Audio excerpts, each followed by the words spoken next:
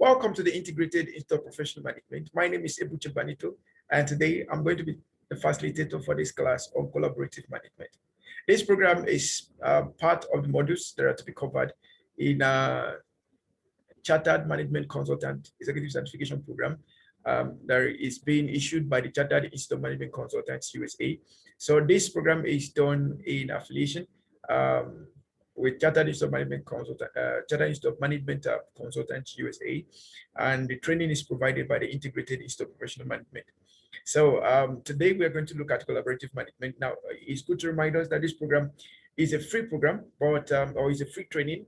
But should you wish to get chartered as a management consultant, please feel free to use the description or use the link in the description box to make your application, and we'll follow up from there. And also feel free to always use the description button to read about how you could get the materials for this program. And also feel free to also use the comment section to ask your questions, as we're always here to give you the best answers. Thank you so much and welcome once again. Our website is all information you need concerning the website, and all of that, they are all provided, and our contents also, they are all provided in the description box. So let's get to this class and then go through this program that's called collaborative management. Now, whether you are a manager or a consultant or a professional or a leader, collaborative management is key for driving solutions, driving innovations, driving teams, driving creativity, and all of that. So we're going to go through this collaborative management, and I trust that by the end of this program, you would have learned something that will help you move your organization forward. And for those of us that are consultants, you would have learned something that will help you get better as a management consultant. So quickly, let's look at the objectives of this program. Now, we're going to look at the introduction to collaborative management, and then we're going to look at collaboration systems. We're going to look at leadership styles, collaborative approach. We look at collaborative tools. We look at the ACTS model. We look at the ESSIM initiative. We look at the collaborative systems. We look at change management. We look at collaborative project management. Then we look at project management architecture, and then we look at conflict management. All of these are very, very important for you to be able to collaborate very well, for innovativeness and for creativity and for high level productivity. So let's proceed. Now, quickly, let's look at this simple case study that we have here, and then it will help us. Now, hey dear, welcome to this course on collaborative management. Let us meet 4 different people with different roles and responsibilities. So we'll have the first person there that is called Mary Smith, who has been working as a team leader for the past 10 years and has rich experience in managing the entire team of 40 members. Then we'll have the second person, there is Rachel Lee, who is an experienced proofreader and who has an eye for details. She has vast experience in proofreading contents in various subjects. She checks for typos, for grammar, and suggests edits wherever necessary. Then we'll have the third person, Jack Brown, that works as a content writer. Using his technical and creative writing skills, he develops content on various subjects. He produces engaging content, which is available online. And then we'll have the last person there, who happens to be Edward Jones, who is working as a design manager. His work is to add value to the content by creating creative designs, using images and animations, and making the content jazzier. Even though all these people are working for different departments and their roles and responsibilities differ, they are all working for Crystal Solutions, a company which develops content on various subjects. They have never missed the deadline and have been providing a high quality service to their clients consistently. They were highly successful in their assignment because of the collaborative techniques followed in their office. Jack Andrews, the CEO of Crystal Solutions, is a collaborative leader and has trained his employees on various collaborative techniques. Employees are aware of how to collaborate with others to create or produce something. Jack Andrews uses various collaborative tools like three-step onboarding, road switching, team swaps, and unconventional business meetings, and so on. These collaborative techniques have led to innovative approaches to projects, new processes to accomplish key tasks, and shared ideas on various responsibilities. So now that we've gone through what this case study is all about, we'll now look at what collaborative management is in details. Now, having looked at that case study, someone could say, okay, but I'm not into content writing, I'm not into digital work. So how does this help? All right, so the attention here is not about the digital space they are working on or the service they're rendering, but the key the key thing we want you to understand here, or I want you to understand here, is that irrespective of the fact that they work at in the same organization at different departments, they're able to collaborate effectively.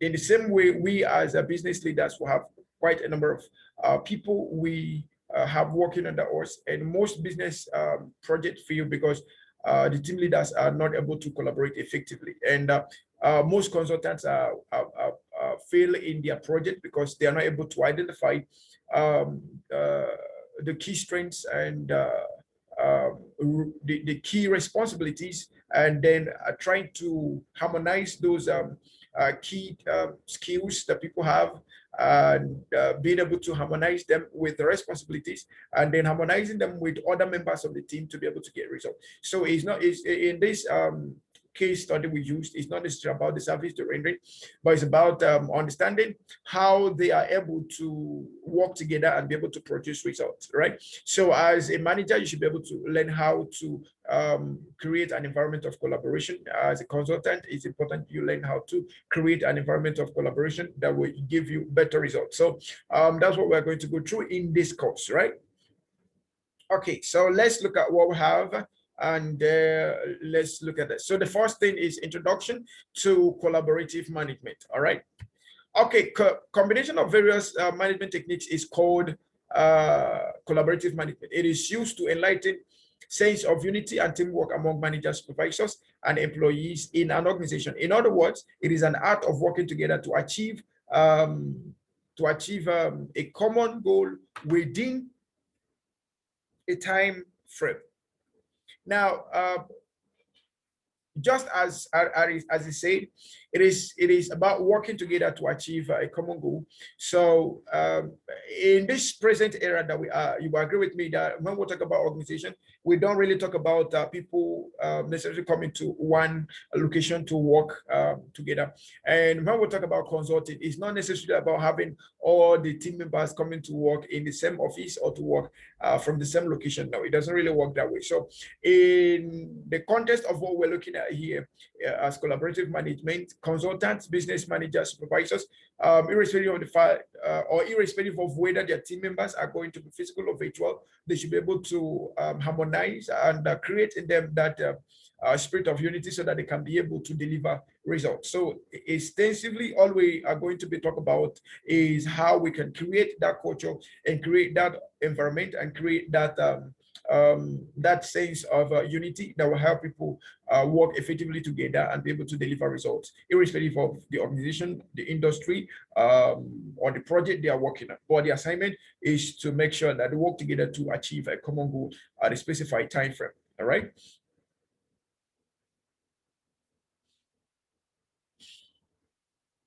So the concept behind our collaborative management style is managers are allowed to collaborate their strengths with their team to achieve the goal. Any weakness found among the members of the team is collectively overcome. And then efficiency and productivity of the organization are enhanced because of collaborative management. All right. So there is this saying that unity is power, all right, and that's what collaborative management tries to leverage on. Okay, leverage on unity, leverage on harmonization of skills, leverage on harmonization of talents, leverage on harmonization of experiences, harmonization of different backgrounds and culture, and then looking into diversity and bringing everything together to make sure that the project at hand or the task at hand or the objectives at hand are being realized at a specified time frame. So if we look at collaborative management, we then look at things like management by objectives. The process of defining the objectives to be achieved within an organization is called management by objectives. Both the management and employees agree to the objectives. They understand their roles and responsibilities to achieve the goal. So if you really want collaborative management to play along, then management by objectives should be a collaborative effort where the employers and the employees get to come together to decide on what the objective is going to look like, decide on what the project task is going to look like, or project goals are going to look like, decide on what really is going to be the outcome of the project or outcome of the engagements, the finances. Now, in the same vein, for us that are consultants, if we must have good productivity, we must then ensure to obey the law of management by objectives, where we get to collaborate not just with the team members that we have, but we also collaborate with the stakeholders, okay, the project owners. We collaborate with other sponsors around the project to make sure that the project objectives or the consulting objectives are well defined, and then everybody will have to work collectively to make sure that those objectives are gotten as results. Now, if we quickly look at the steps in management by objectives, which we probably and most often call MBO. So the MBO process involves 5 steps. So the first thing is to set the worker objectives and then monitor progress. Then you get to evaluate performance, and then you review organization objectives, and then you give reward. All right, so set work objectives or set team objectives, and then monitor the progress, evaluate performance, give reward, and then review organization objectives, or perhaps review organization objective before you give reward. All right.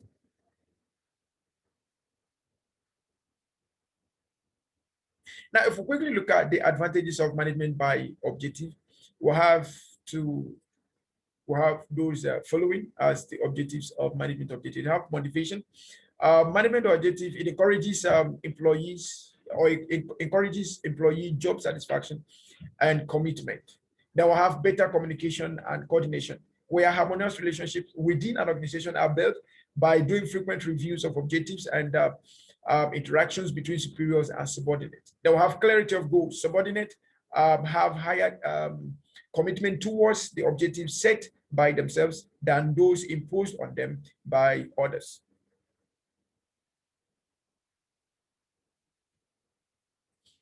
So management by objectives has a critical importance. Now, what are the features of collaborative management?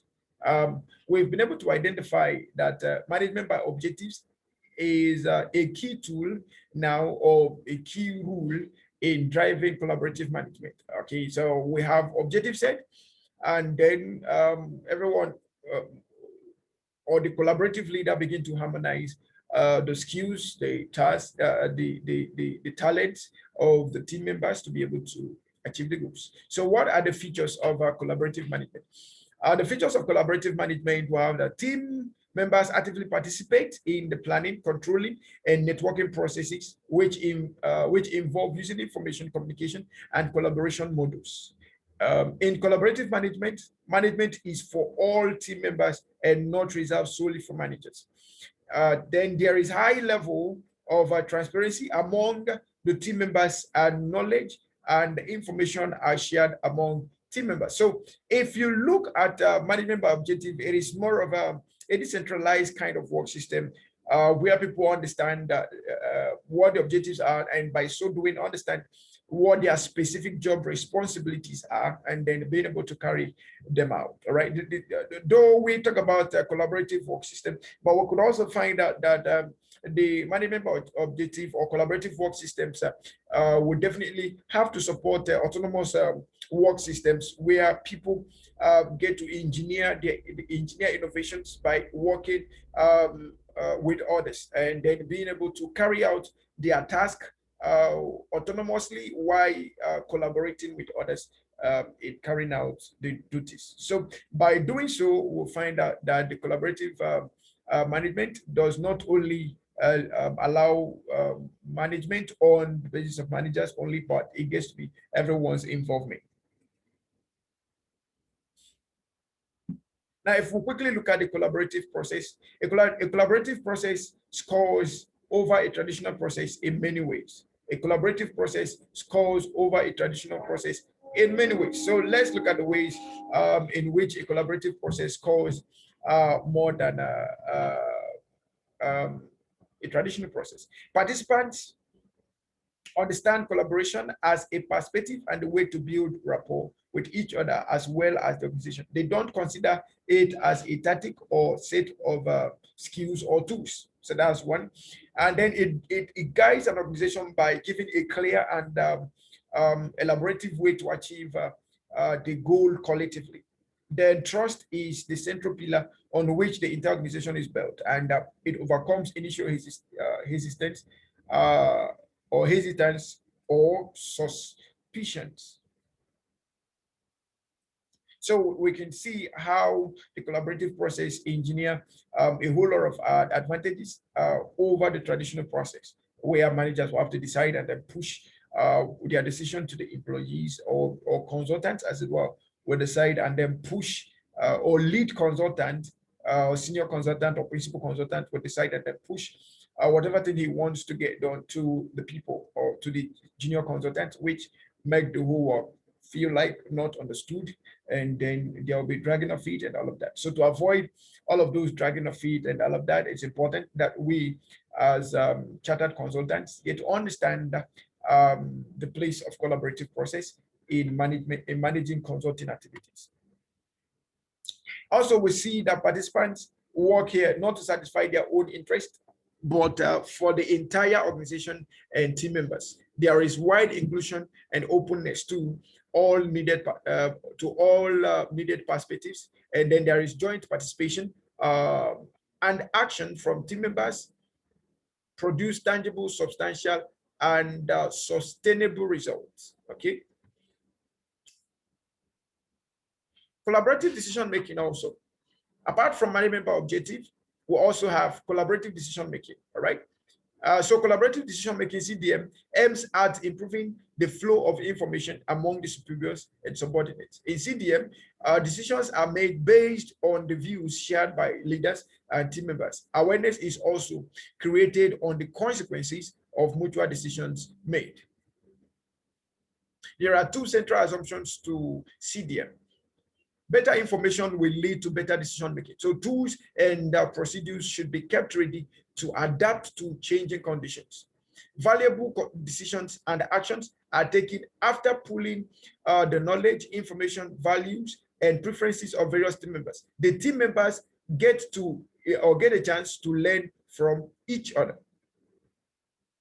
So now that we've introduced collaborative management, now if you look at what we've introduced so far, in summary, collaborative management is the art of ensuring that we create a culture of unity among team members so as to work for the purpose of achieving the corporate goal within a time frame. Now, if it is for us consultant, our assignment is to ensure that we work with other consultants to make sure that the project consultants, team members, stakeholders, sponsors of the project, to make sure that the project is achieved, or the consulting engagement has its maximum satisfaction by the end of the day.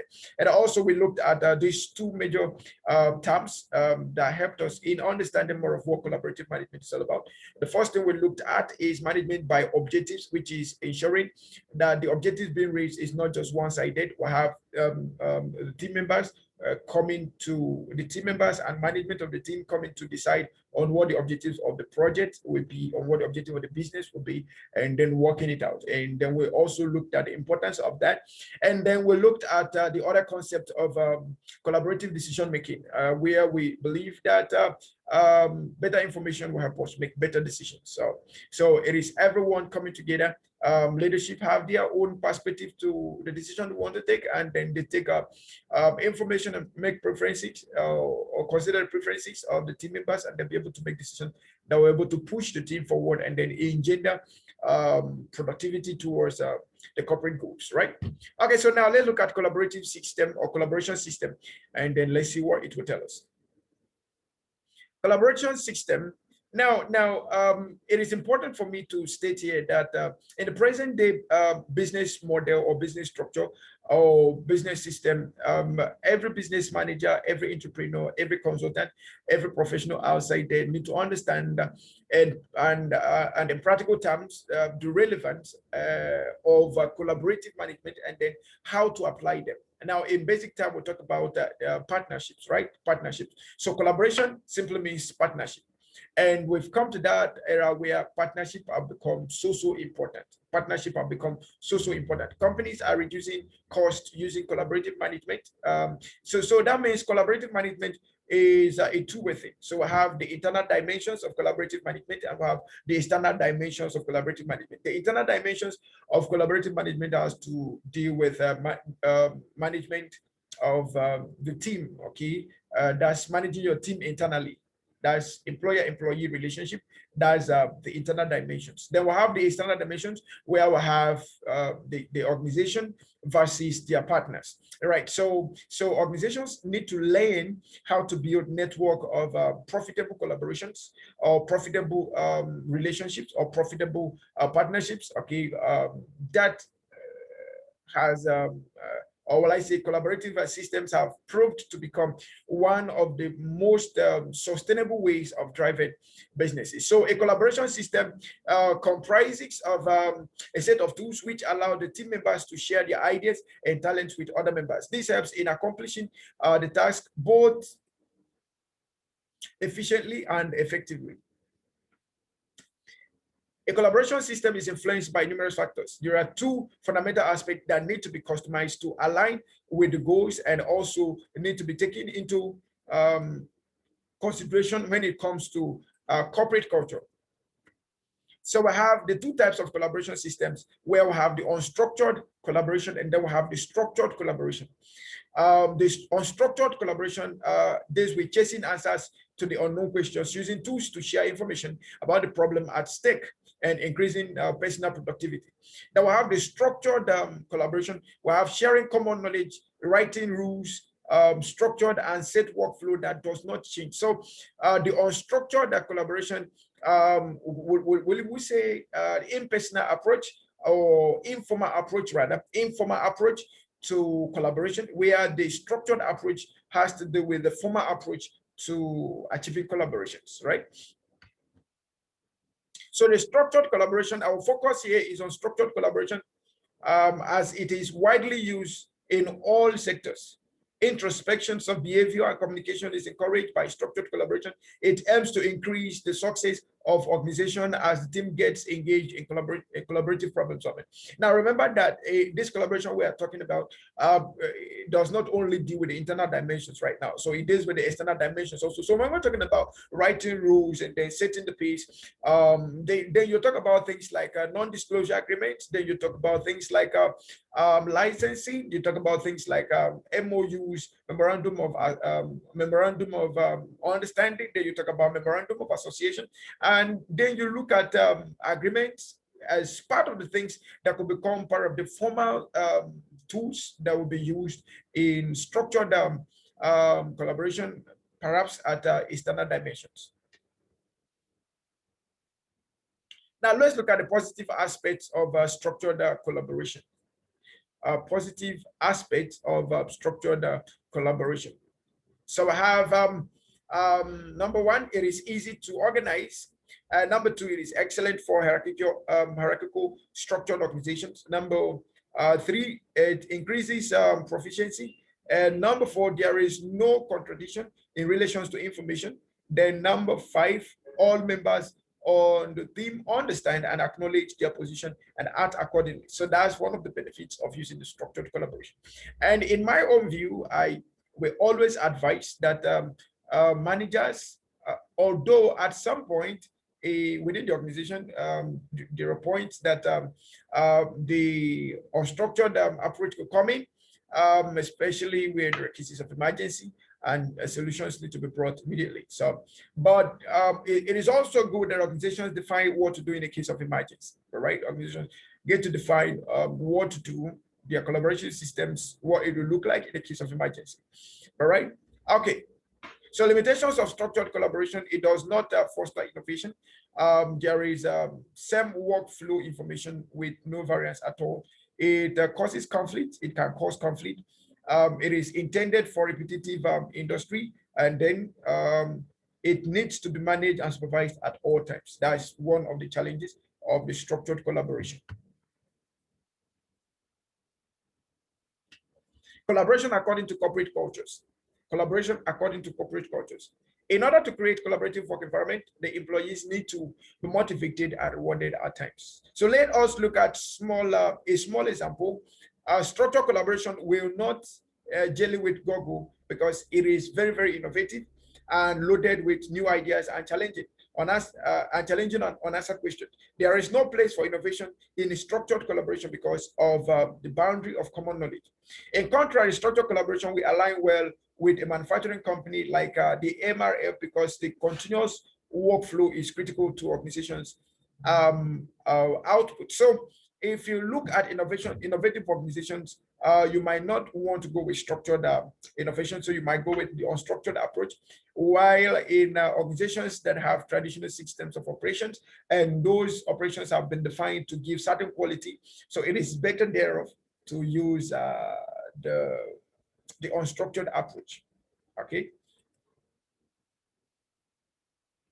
Sorry, what did I just say? I said for places where there is high level of innovativeness, you should use what? You should use the unstructured approach, right? Okay, while in a place where the production systems are already well defined and the workflows are definite on the output they're expected, then the structured approach should be used. I trust that's what I said in the first time, but if not, that's the correction. Okay. Okay, so let's look at leadership styles that deals with collaborative systems or collaborative management approaches. So I have the collaborative leadership style is required to get efficient and effective result across boundaries. A collaborative leader builds good relationships, solve problems, and constructively handles conflicts. In contrast, a traditional leader is more autocratic and takes absolute control over his team and never consults his team member while making decisions. Now, it is good for us to check ourselves also as consultants, as business leaders, as directors, as supervisors, as team leaders. Let's check ourselves and be sure whether we are collaborative leaders or autocratic leaders. All right. So it is important for us to check out those things as they will help us in building our teams. All right. And also help us in personal assessment. Right.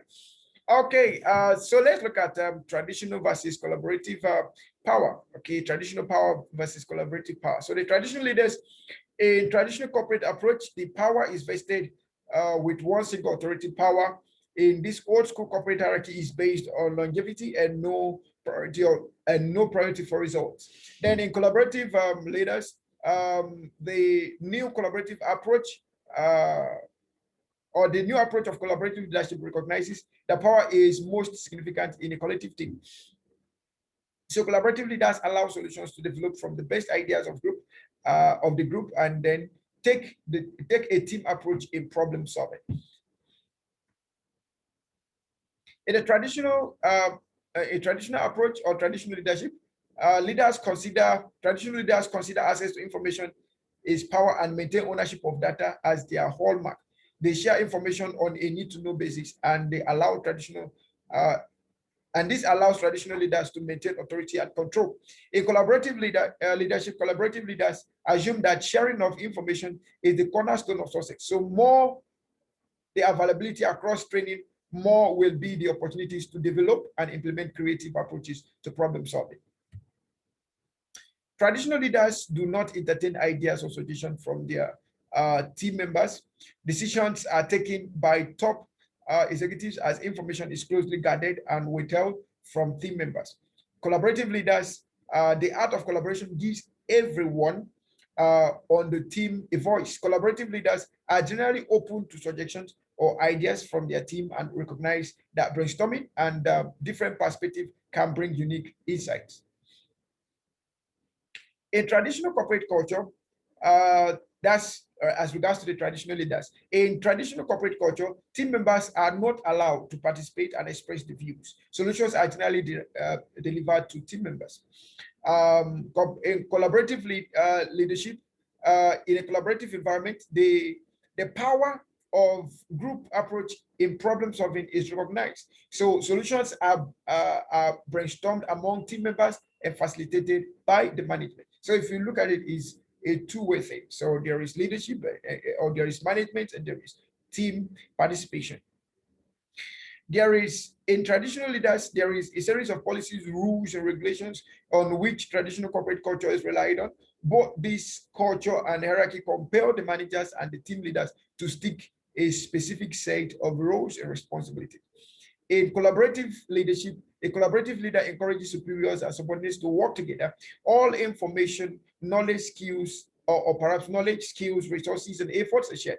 This allows roles and responsibilities to evolve and fluctuate. Based on the greater good, further responsibilities and power are distributed. Now, if you look at most of the changes that are going on in the workplace today, most organizations are taking the collaborative approach to structuring of businesses, structuring of roles and responsibilities, rather than taking the traditional approach because of the dynamics in HR environment today. So we need to understand that too and be able to use them in our workplace.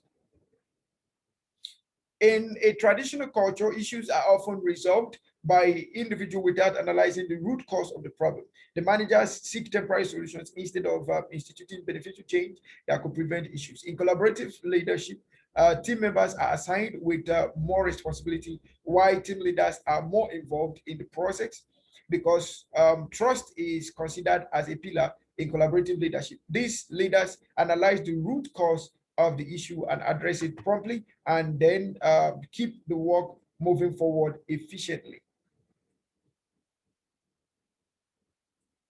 Now, in traditional leadership system, most traditional corporations follow a system of semi-annual or annual performance review. Feedback is not given daily.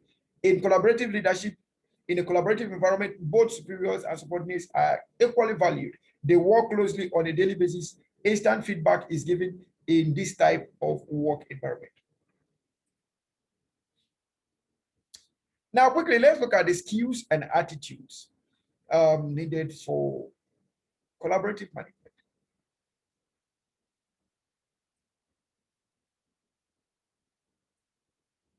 Okay, I trust my screen is not really, or the video slide is not disturbing the screen, but I will ensure to make sure that it doesn't really disturb the class. All right, meditation. One of the demanding skills of collaborative leaders is to address conflict constructively and effectively as soon as it arises. Expertise in handling conflict and mediation skills are considered as the top priority in collaborative leadership. So collaborative leaders have the skill of meditation, all right? Skill of meditation. Then you have influencing. A complete understanding of the organizational culture and personality type of their team members is essential to share control and choose the best approach in influencing other team members. So ability to influence others by understanding, complete understanding of the organizational culture and personality type of the team members, it is key to collaborative leadership. Then we have engaging others. A successful collaborative leader has skills in networking and relationship building. This means communicating with clarity, managing high stress situations, and then involving other team members in decision making at the right time.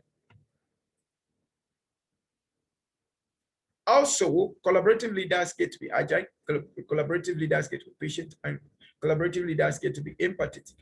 So what do we mean by agility? Complex collaborative situations require a forward-looking attitude of mind, coupled with an ability to quickly assimilate facts and ask incisive questions and take necessary actions.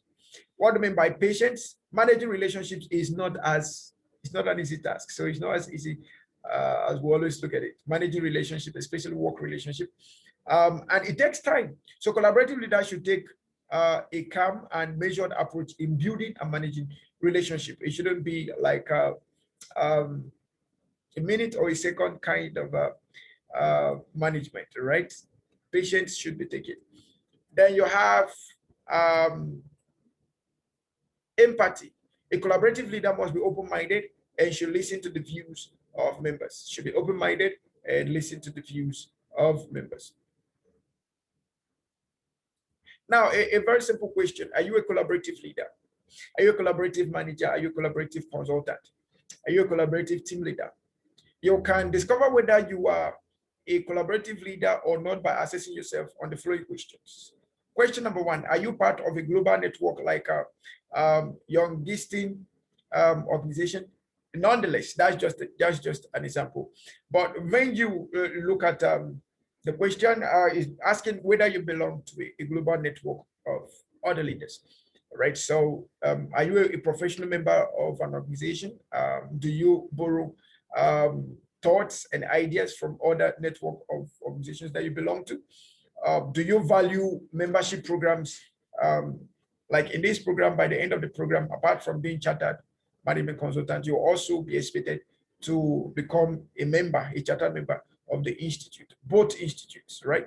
So do you regularly blog or tweet employees about trends, ideas, and the people you encounter outside the organization? How often do you meet with parties outside the organization who are not directly relevant to your immediate job demands and current operations? Are you on the group of any outside organization? How diverse is your immediate team in terms of nationality, gender, age, religion, culture, backgrounds, and all of that? You can discover whether you're a collaborative leader or not by assessing yourself on the following questions. Do members of your group have any joint responsibilities beyond their individual goals? Does the compensation of your direct reports depend on any collective goals or reflect any collective responsibilities and duties? What specifically have you done to eradicate power struggles within your group? Do your reports have both performance and learning goals?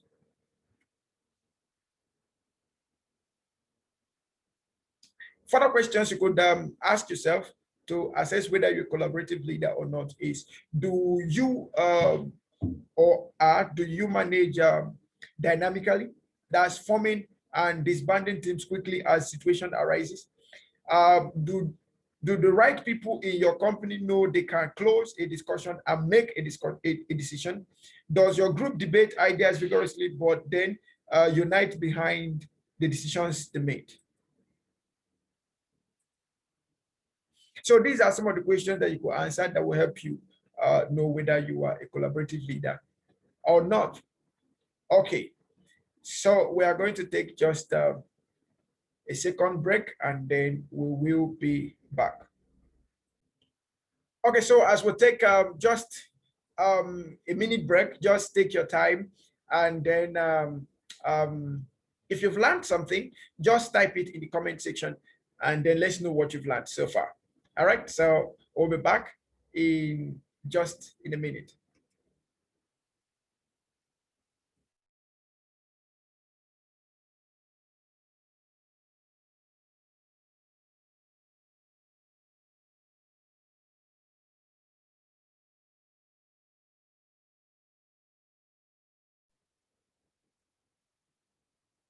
All right, welcome back. I know you've learned something and we're expecting to see what you're typing or your comment in the comment section. All right, so let's quickly look at collaborative approaches. Collaborative approach in problem solving. Collaborative approach in problem solving. The collaborative problem solving CPS model demonstrates effectiveness with employees with a wide range of personal, social, emotional, and behavioral challenges across a variety of different settings, from various consumers, clients, team leaders, and team members in the company. So collaborative problem solving has to do with diversity, managing diversity, right, in solving problems. All right. Okay. As applied to the organization, the model sets forth two major tenets. So what are these tenets? First, the collaborative approach analysis, or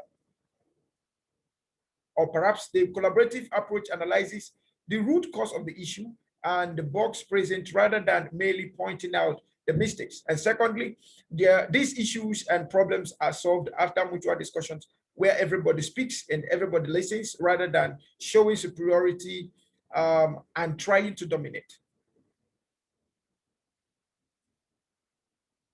One should accept the fact that a unique alternative will be encountered in solving problems because different ideas are shared by team members. Resolving problem solving or resolving problems collaboratively is not complicated.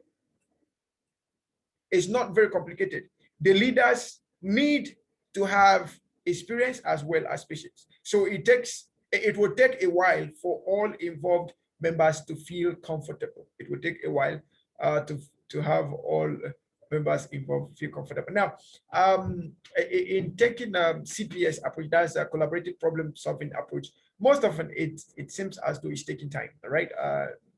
And some people feel like this is not the best approach. But the truth is that it gives you better ideas. Collaborative problem solving gives you more innovative approaches to solving problems and dealing with them. Though they may take a longer time than expected, but it is the best approach for problem solving on collaborative basis, right?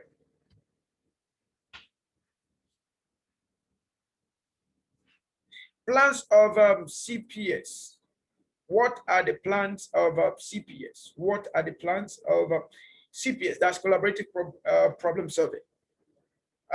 When the tasks completed deviate, or when the task completed rather, when the task completed deviate from the objective to be achieved, we need a plan. CPS has three options for how to respond to problem solving. Let us call them as plan A, B, and C. Plan A is very popular because we have a good expectation from the team members. Even though it is popular, it causes challenging behavior. The team leaders impose their will upon the trainees, a skill that the trainees lack. So where the trainee lacks a skill, the supervisor try to impose that on the person. By pursuing plan A, the possibilities of challenging ideas from different members are high. Okay. Plan B involves four basic steps. And the basic steps there are identifying and sharing leaders concerned about the same issue, then identifying and understanding trainees' concern and opinion about the problem, and then brainstorming solutions and sharing views together with the leaders and trainees, then working of the trainee and the leader together to assess potential solutions and choosing one that is both realistic, mutually satisfactory, effective, and efficient.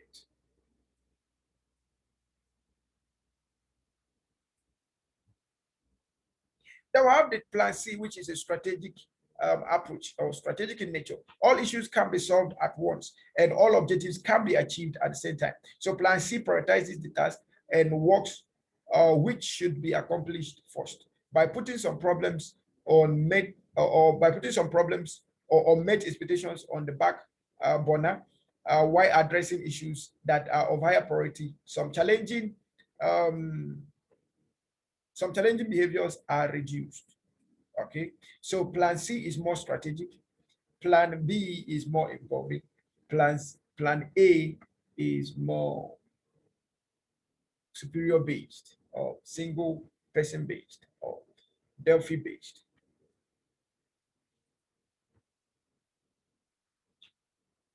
Wicked problem solving. Woo. Many programs present complex problems that are difficult to solve, but some throw up truly wicked problems that project management professionals find absolutely impossible to tackle. These Wicked problems are often difficult to define and are informed by a web of conflicting views from many team members, typically from across organizational boundaries. Solving wicked problems include 3 key features. Number 1, a commitment to engage team members. Then number 2, judgment based on both qualitative and quantitative techniques. And then number 3, focus on results and benefits. Team members engage in a collaborative journey of consultation and engagement with wicked problems. These are, or there are invariably a wide range of opinions and ideas on nature of a problem and the right solution. By bringing all the affected parties together, project managers can build a sense of shared ownership so that commitment to solutions and their delivery become much more likely.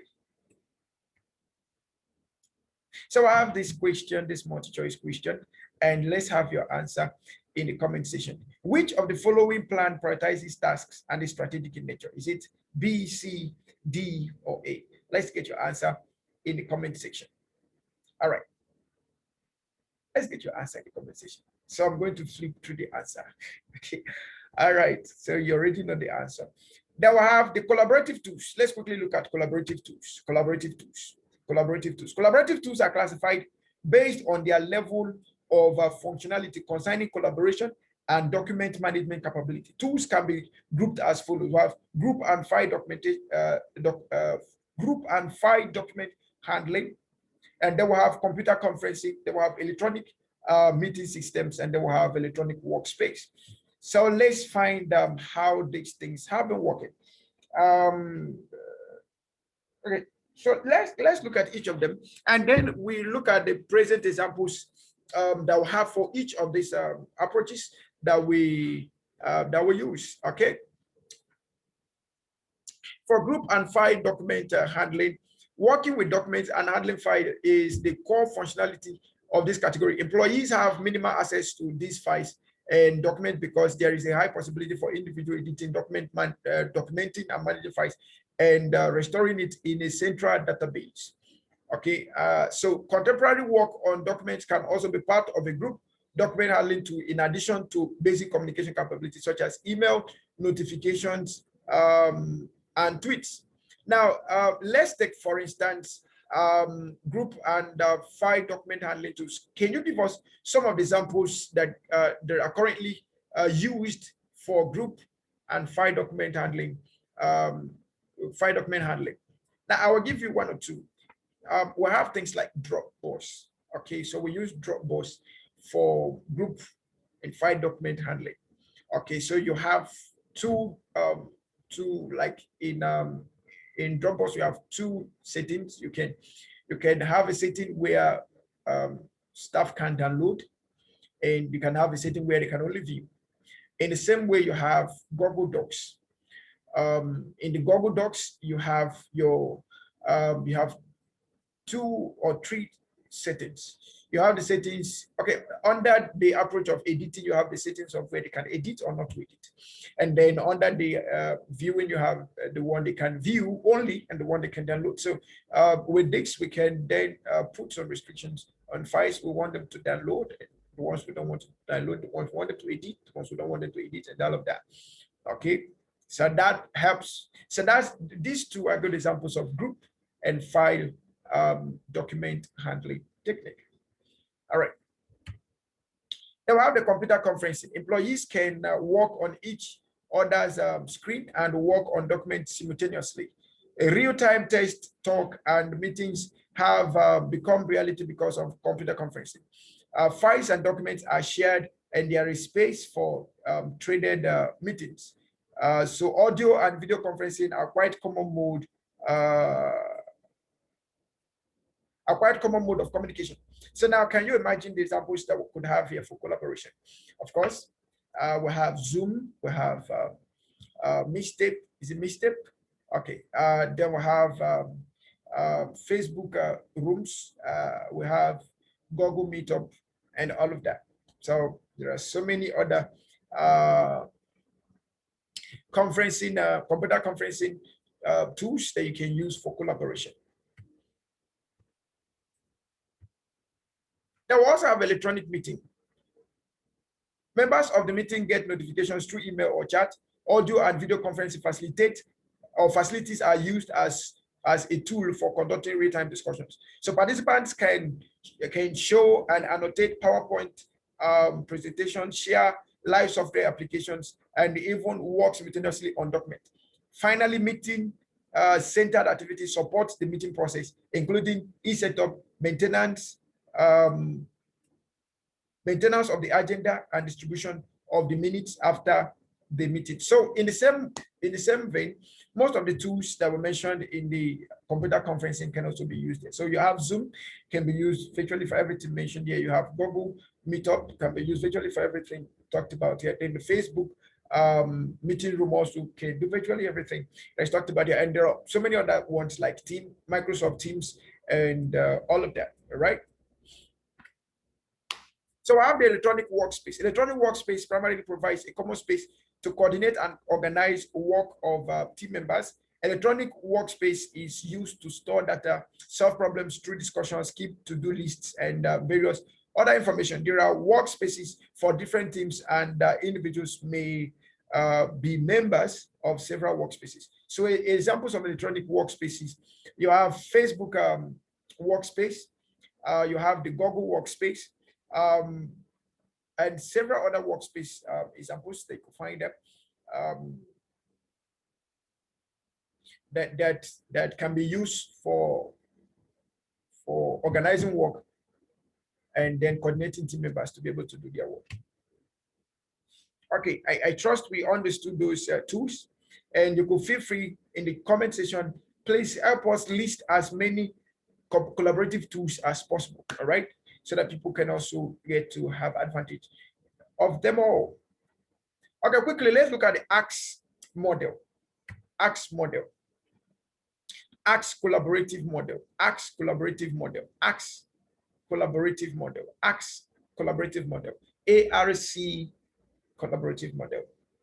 All the complex interactions, applications, collaborations, and processes that an enterprise holds streamlined through the ARC's collaborative management model. Three intersecting axes.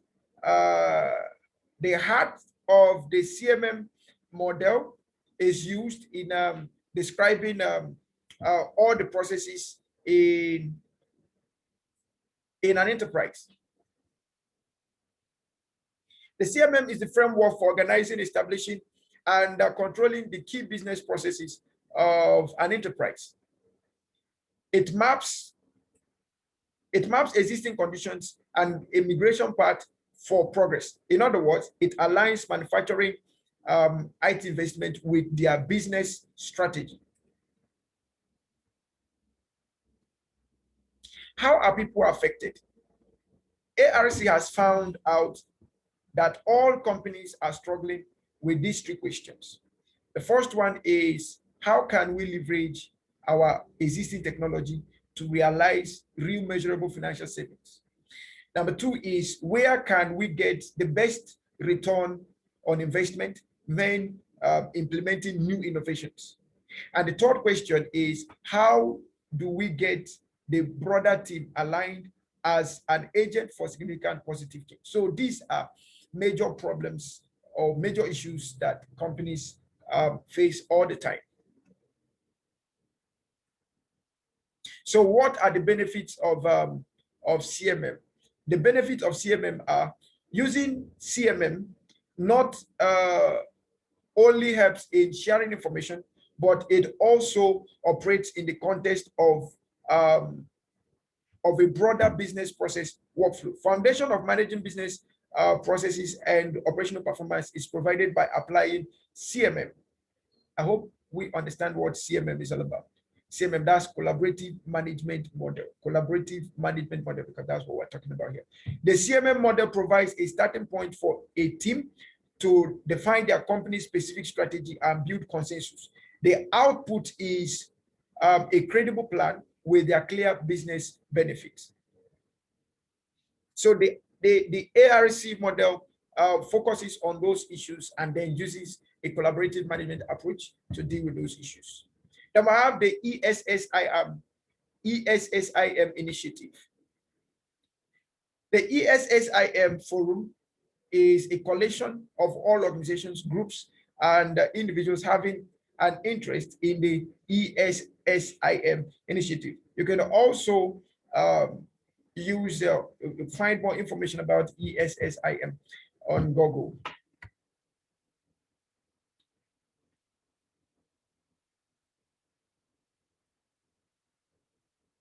The principles.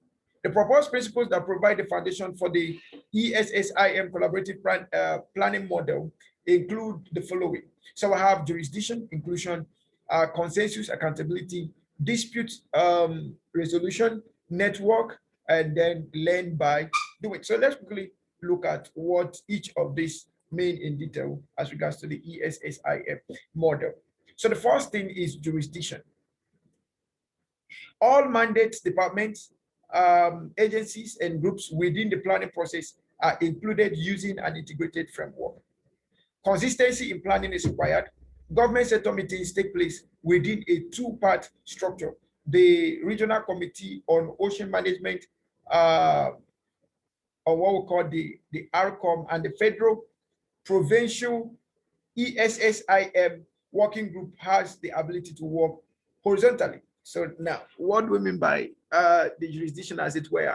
First of all, there must be some legal frameworks on what we want to achieve on certain projects. So that helps, the legal framework help us in pursuing further, all right? Then we have the inclusion. The ESSIM initiative is open to all levels. It is mandatory for all sectors to actively and effectively participate in the ESSIM Forum.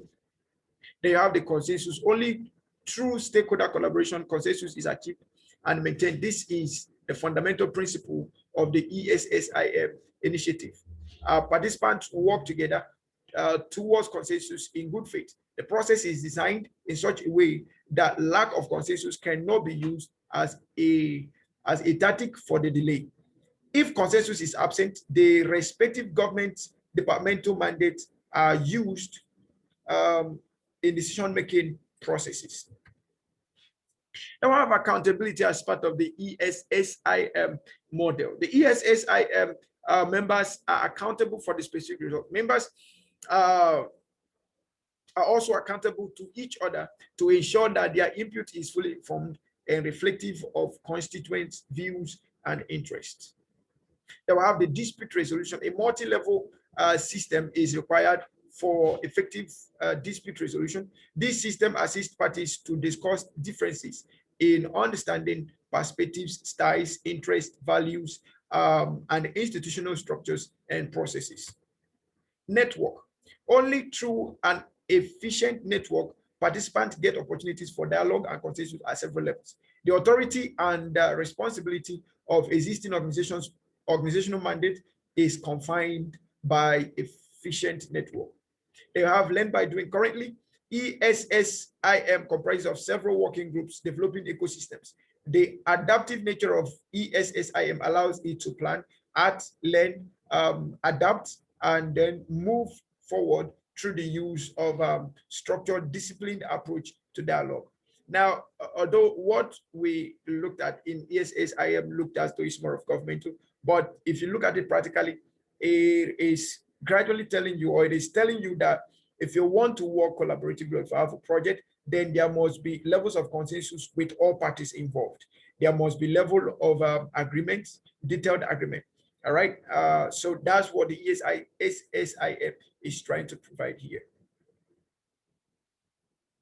The ESSIM Forum comprises of organizations, groups, and individuals or stakeholders. These stakeholders have the ability to influence others or get influenced by others, or they have an interest in the ESSIM initiative.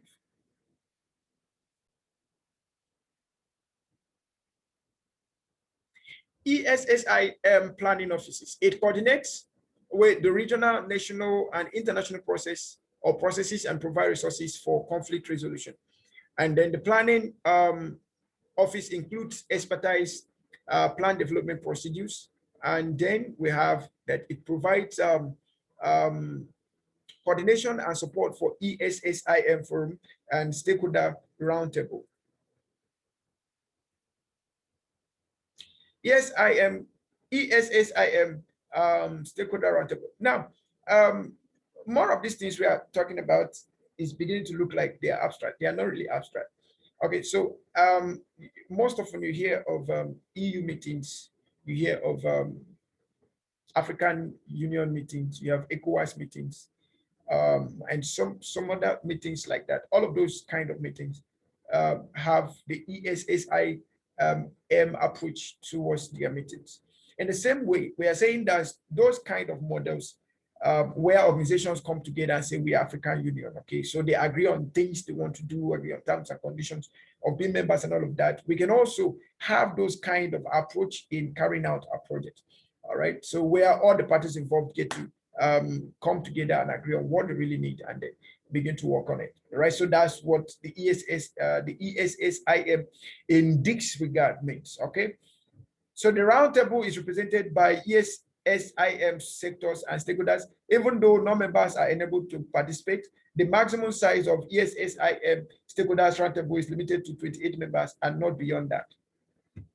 ESSIM collaborative planning challenges will have the representation, we have effective working, we have coordination, we have links, we have physical boundaries. So let's quickly look at what each of these means as they form the design and implementation of the ESSIM collaborative planning model. So let's look at what they mean. So for the first one, we'll talk about representation. What does representation here mean? The planning office should prepare guidelines to make all the individuals to express the views, interest, knowledge, and concerns of all sectors.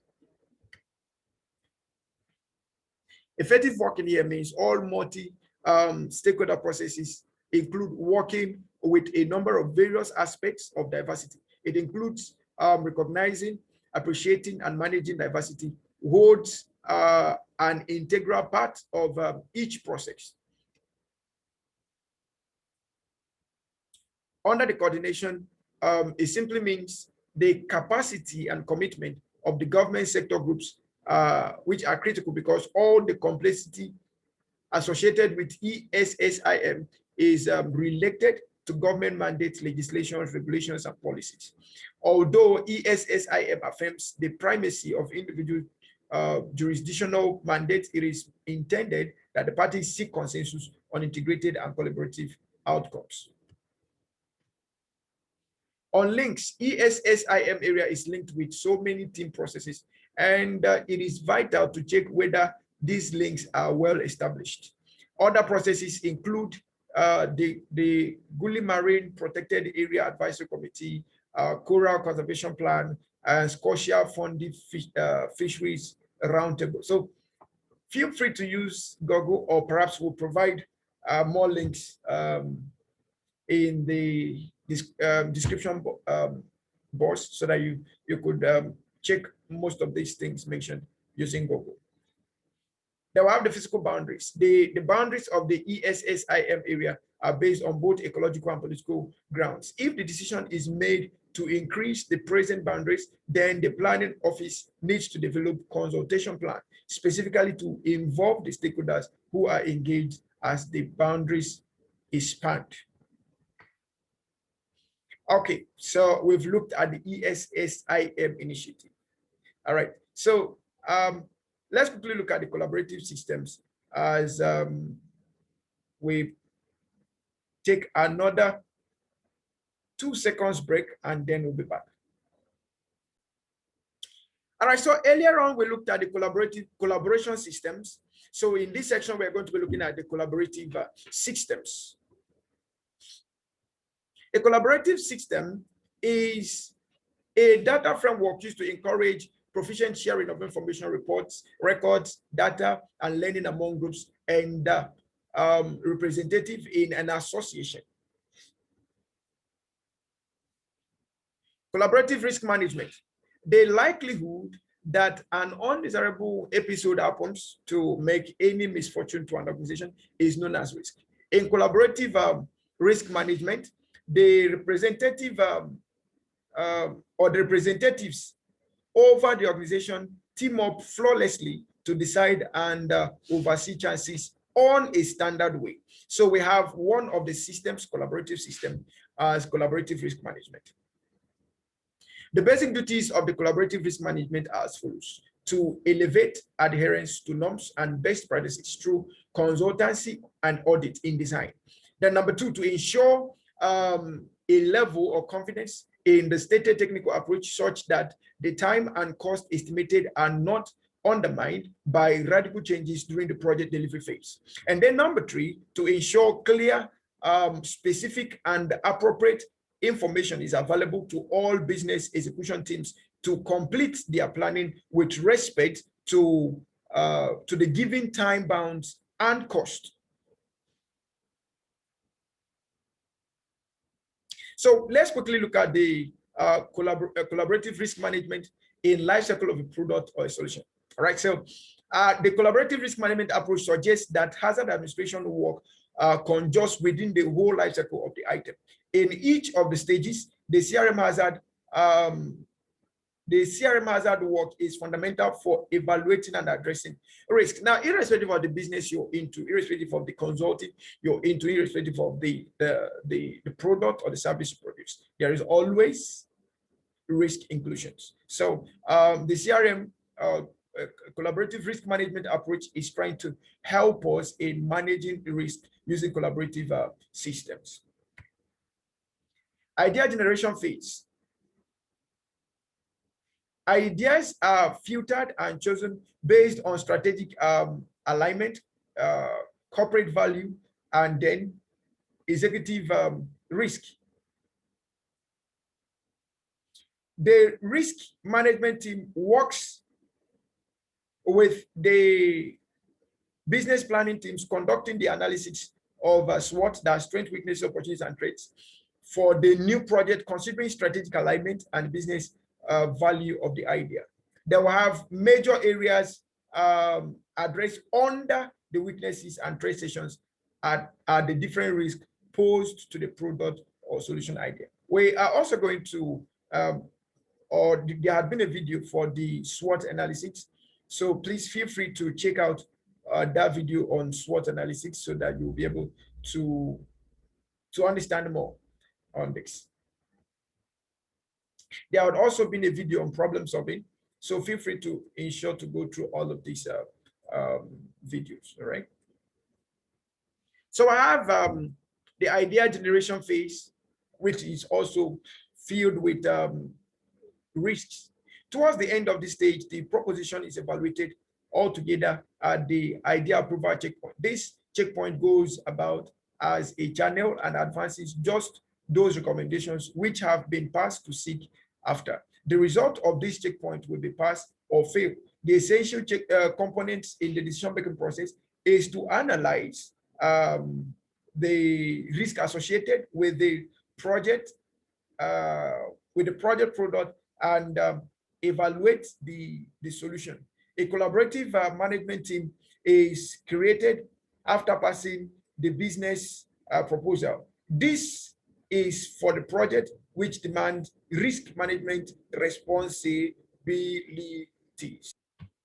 Okay, so after the idea generation phase, we now come to the business planning phase. The business plan is reviewed, and it is either accepted or rejected at the project initiation checkpoint.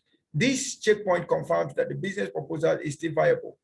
The CRM team does a thorough study of the product landscape in an organization's environment context and analyze various risk analysis of the various risks the product faces, so that this can be factored in the plan. Then we move to the definition phase, where the product plan is designed after getting details from the project plan. The project plan reviews the work and checks whether the product is ready to move into the delivery phase. Additionally, It also confirms that the business proposal remains viable as well as feasible. Then we have the delivery phase. After the delivery phase, there is a launch checkpoint. At this checkpoint, the project is transformed from delivery to deployment. All issues related to the deliverables are addressed during this phase. Deliverables here refer to elements like product, infrastructure, content, and so on. Still on the delivery phase, a fitness for launch risk review is set up in a collaborative setting, the output of which is recorded in the collaborative risk management scorecard. This scorecard indicates the concerns as well as the queries related to the unresolved technology standards, misalignment, or any other significant levels of risk. The function of this fitness checkpoint is to confirm that the proposition is functional, scalable, stable, and ready to be presented to clients, and that all the risks represented by the collaborative risk management scorecard have been addressed effectively. Then we have the deployment phase. This phase is revenue generation checkpoint. The collaborative risk management gives approval that the product can be sold, administered, and supported in target region. It confirms that the product is free from any significant risk and the product is up to the agreed performance.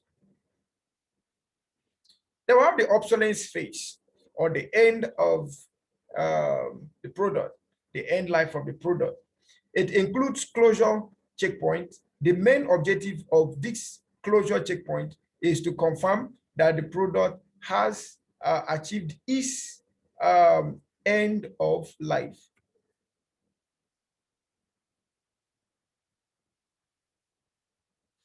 Let's quickly look at the advantages of the collaborative risk management approach. The collaborative risk management approach offers several advantages which are discussed below. We have shared ownership. Greater ownership is fostered among teams to understand and address risk. Then there is decentralized implementation. The organization works in a decentralized manner where the teams working across the primary functions collaborate with the collaborative risk management team. Then we have the optimal resource utilization. Risk identified, addressed, and resolved before they actually emerge. The resources are utilized in an optimal manner. Then we have leveraging of consumers' understanding of the domain. In this approach, most of the risks are addressed by the time the product comes up for a launch. Risks are identified early and they are attended before they become disasters. Now, quickly, let's look at this multi-choice question. After which of the following phase is a launch checkpoint placed? Is it the definition phase, idea generation phase, delivery phase, or deployment phase? Now, help us type your answer in the comment section, although the answer is here. So you find that in the delivery phase, so the delivery phase is the phase after which launch checkpoint is placed. Can we now consider a real-time example of how collaborative systems are used to build a team? In the introduction part of this course, we learned how Jack Andrews collaborated his employees and delivered best results. Now, in this real life example, let us look at how he implemented various collaborative techniques among the employees. The three-step onboarding coaching, you have the new recruits and you have the coach. So many new employees join Crystal Solutions. They shadow an experienced coach who helps the recruits to integrate into the team. After the initial phase, Jack Andrews, the CEO, assigns the new employees to shadow other people. So they get to have more than one coach.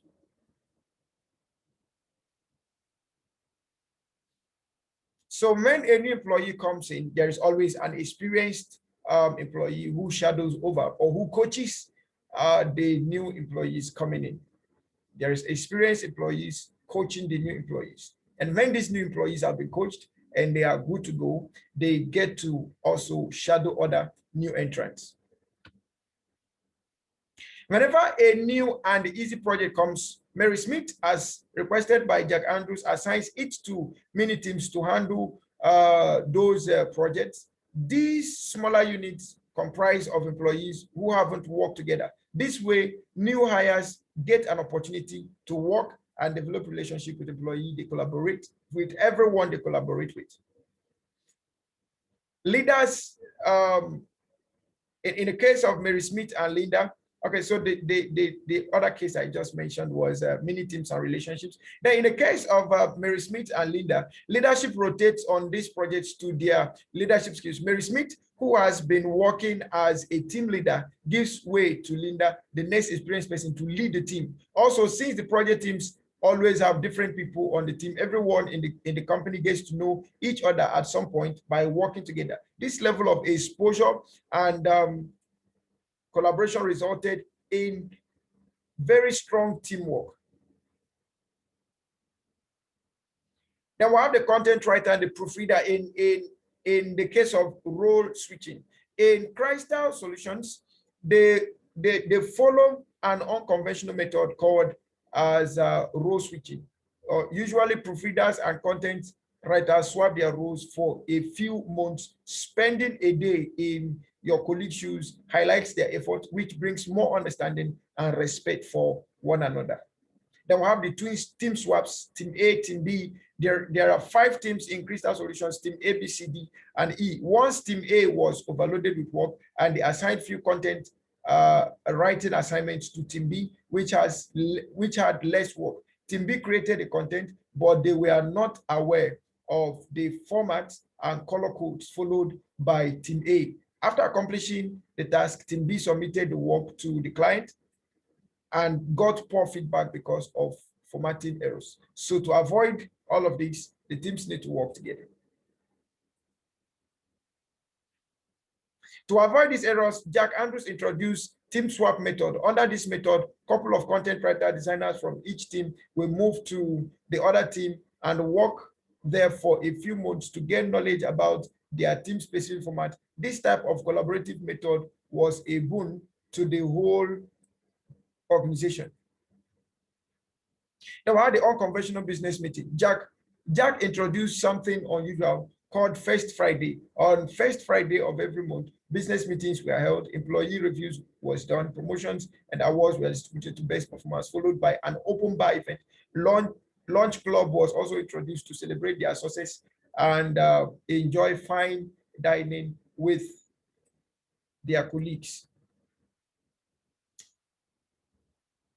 After implementing these collaborative methods, there was increased employee morale, output was creative, and better division of labor.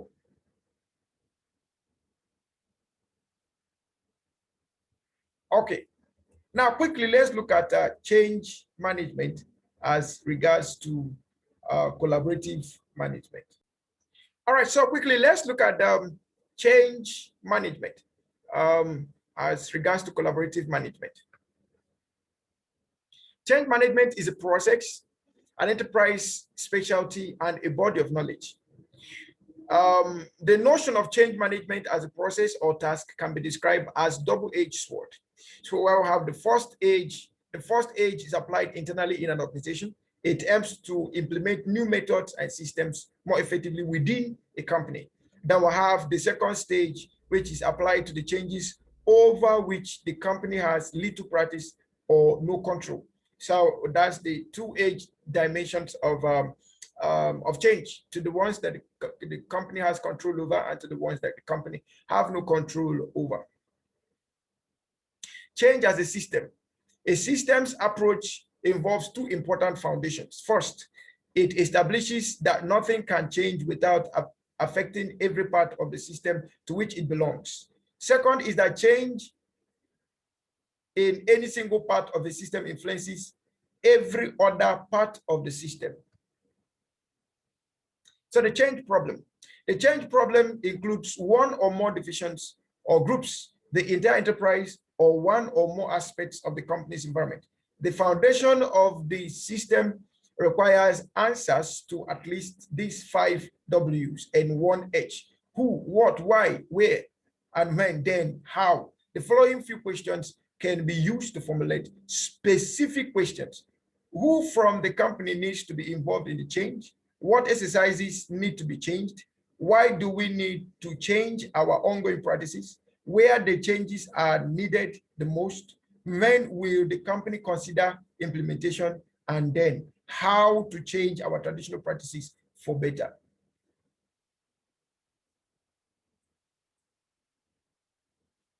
Change program phase. The process model is structured in 3 phases. So you have phase 1, phase 2, phase 3. Phase 1 is creating the change foundation. It aligns leadership and business elements through customer-focused goals, sponsorships, and securing commitments and capabilities. Then phase 2 has to do with designing the change plan. Its objective is to align the corporate mission with the change plan and determine the changes. Then the third phase is implementing the change plan through effective communication program and client management. It focuses on developing the change. Communication process and strategy as part of change management processes. Communication plays a very vital role in strategic, tactical, and personal levels in creating change. Communication is important to align employee and enterprise performance with business objectives, enable clients to understand and embrace change through education and persuasion, deliver specific notes to change through the 5 W's and 1H, then support feedback, review, and interaction to ensure ownership and success, then motivate to act, involve through a strong what is in it for me approach. Then to be effective and efficient, a change management team involves a minimum one communication expert rather, who is then supported by a team of communication specialists. Duties of the change communication team. The duties of the change communication team include identification of issues that affect each segment having an impact due to the change, then determination of the combined communication tools needed. They have creating of effective measures to assess communication efficiency and effectiveness, then assuring that appropriate feedback and review mechanisms exist. Quickly, in which of the following phases leadership is aligned with business elements? Designing the change plan, creating the change foundation, implementing the change plan, and the ESSIM phase. So let's find the answer. The answer is on creating the change foundation, which aligns leadership with business elements. Now, quickly, let's look at coordination, collaborative project management, where we look at coordination and collaboration. The 2 essential components are coordination and collaboration for handling projects. Coordination is within a location for traditional projects and across locations for distributed projects. Collaborative project management architectures, the CPMA is essential to build systems which can overcome the challenges. While carrying out project management, team members fall prey to many mistakes or pitfalls. The team members should focus on overcoming these mistakes and find out the root cause of the issues. By combining all the root causes, the team members can easily analyze the reason for the failure of the project. Overemphasizing of project management. Traditional project management often employs a simple passive reporting mechanism instead of a dynamic teamwork coordinating approach. In many companies, the project management methodology is assumed as a corporate reporting tool rather than an efficient system that the various parts of the company can use to help themselves. In this type of situation, information flow is less among project contributors. Ineffective and inefficient communication will always result from misunderstanding due to inexplicit or poor communication. They will have members having a poor grasp regarding the problem. They will have different interpretations by different team members. So in traditional project management, communication may be ineffective due to many reasons. Communication is also inefficient or not up to the various, or perhaps not up to the mark of the various reasons, like reason number 1, you have untimely communication. Reason number 2, you have failure to update latest notification to every team member who needs to know. And then reason number 3, poor communication skills and capabilities are mostly cited as main reasons for project failure. So all of these need to be considered. So to avoid ineffective and inefficient communication, these problems that lead to them need to be taken care of. Then we have the reactive management. Reactive management defines a passive project management strategy in which project managers conduct incomplete planning with a hope that everything will be fine in the end. Reactive project managers rarely plan for the future and just react to what has happened. They don't review their experiences to gain insight. Employees spend more time on rectifying errors and working on deliverables. Another common issue is all the rework in reactive management has to be done manually. Lack of an electronic project repository. Lack of an electronic repository is a company-wide problem as well as project-specific issues. A paper-based repository has several limitations as retrieval delays, lost documents, incomplete files, and storage problems, error proneness due to data extractions, interpretations, and repackaging, then difficulty in coordination and failure under given constraints. All of these could result from lack of an electronic repository. So paper repository will have those issues.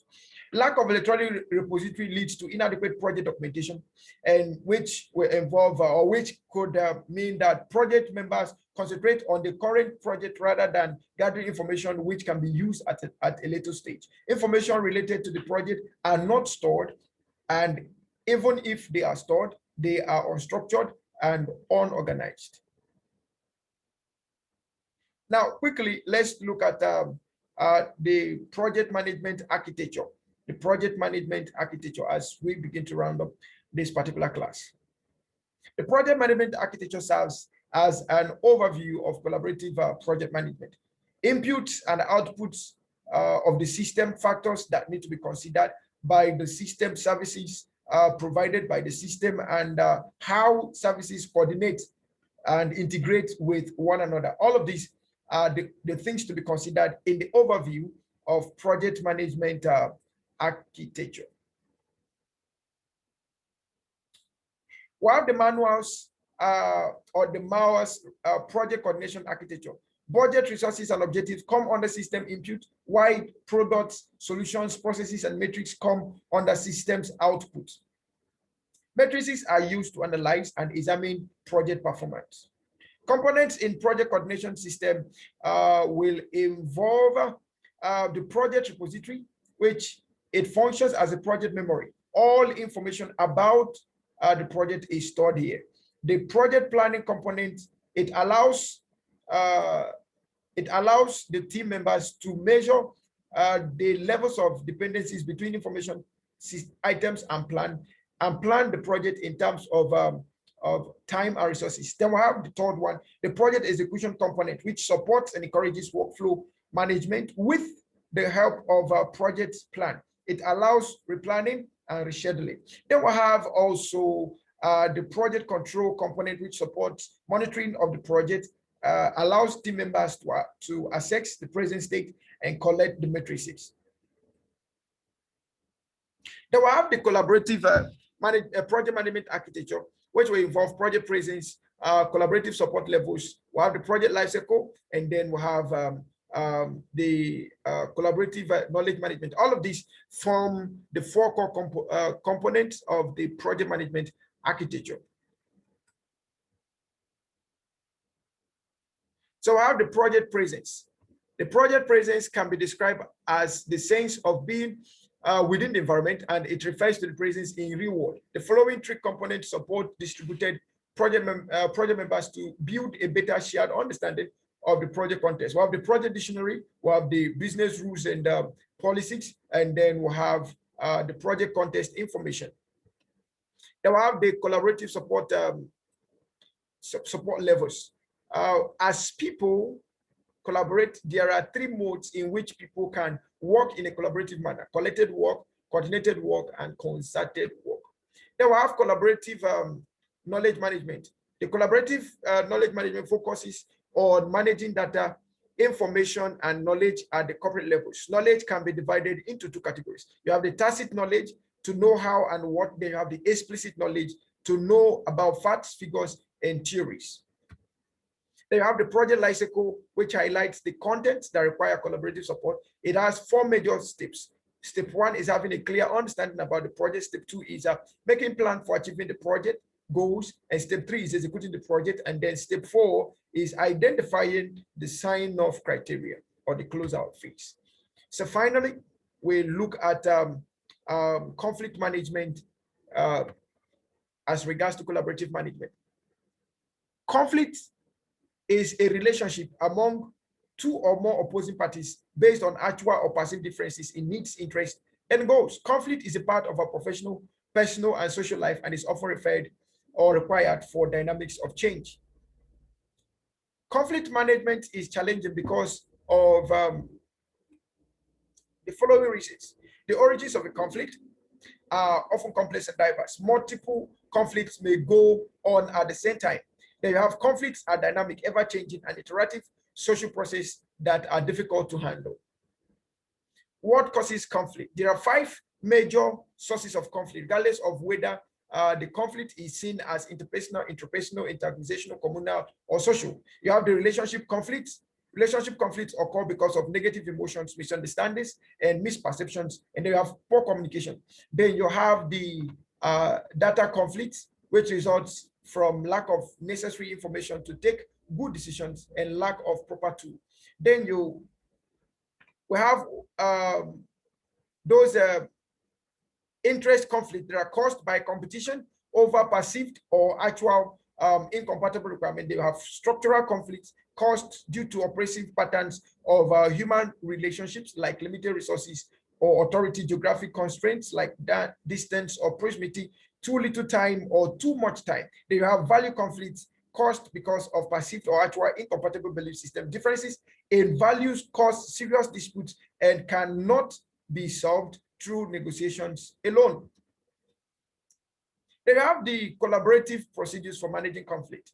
Determining an appropriate response is a very essential outcome of conflict analysis. Some key attributes for managing conflicts are or discussed below rather. You have the negotiation, a group discussion and decision-making process among opposing parties.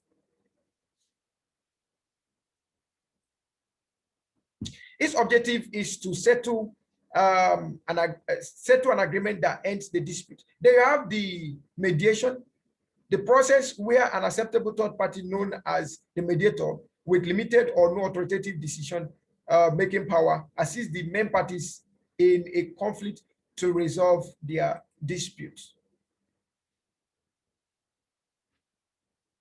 Then you also have determining an appropriate response is a very essential outcome of conflict analysis. Some key attributes for managing conflicts are discussed below. We've discussed the first 2. We've discussed negotiation and mediation. Then we have arbitration and adjudication. Arbitration, an informal process whereby the parties submit their issues at stake to a mutually agreeable third party who makes the decision and the both parties cooperate for them. Then you have the adjudication, a process whereby an authority, a judge, or other official makes a decision based on norms, policies, rules, regulations, and values of the society and in conformity with legal statutes.